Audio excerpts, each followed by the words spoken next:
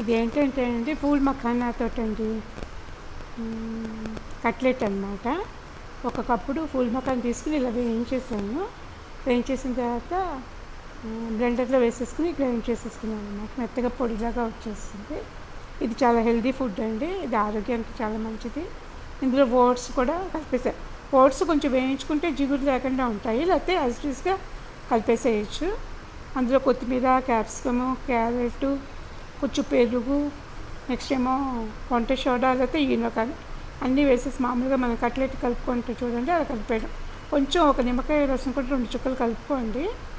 అవన్నీ కలిపేసి నేను పేస్ట్ లాగా చేసేసాను అనమాట. ఇది ఏంటంటే కట్లెట్ లాగా రావడానికి కొంచెం గట్టిగా కలుపుకున్నాను అనమాట. మీరు కూడా అలాగే చేసుకోండి. కొంచెం పెరుగు వేసాను అనమాట. మొత్తం పేస్ట్ లాగా చేసేసుకోవడం అండి.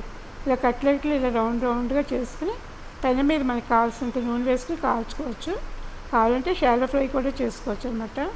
మేము కొంచెం ఆయిల్ తక్కువ తింటాం కాబట్టి ఇట్లా కొంచెం ఆయిల్ వేసి నేను చేశాను. మీరు కూడా అలాగే ట్రై చేసి చూడండి, చాలా బాగుంది. ఫుల్ మఖానాని ఇలా కూడా వాడుకోవచ్చు. లోటస్ సీడ్స్ అంటారు కదా వీటిని, అదనమాట. పిల్లలకి పెడితే చాలా హెల్తీ అండి. క్యాప్సికమ్ వేసారనుకోండి కారం ఉండదు. పచ్చిమిరపకాయలు 1-2 వేసాను. పిల్లలకి వస్తే కష్టం కదా, పిల్లలకి వచ్చినప్పుడు పచ్చిమిరపకాయలు వేయకుండా పెట్టండి.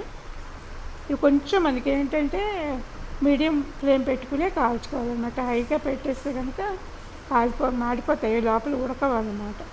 ఇట్లా అయితే లోపల ఏంటంటే ఒకలాగా స్టీమ్ లాగా వచ్చి ఉడికినట్టుగా అయ్యి పైనేమో చక్కగా కరకరలాడుతూ ఉంటుంది అన్నమాట.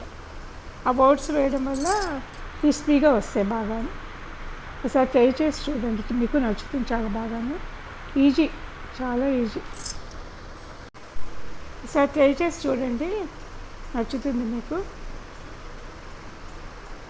కట్లెట్స్ అన్నమాట, దాల్ మఖానీతో కట్లెట్స్.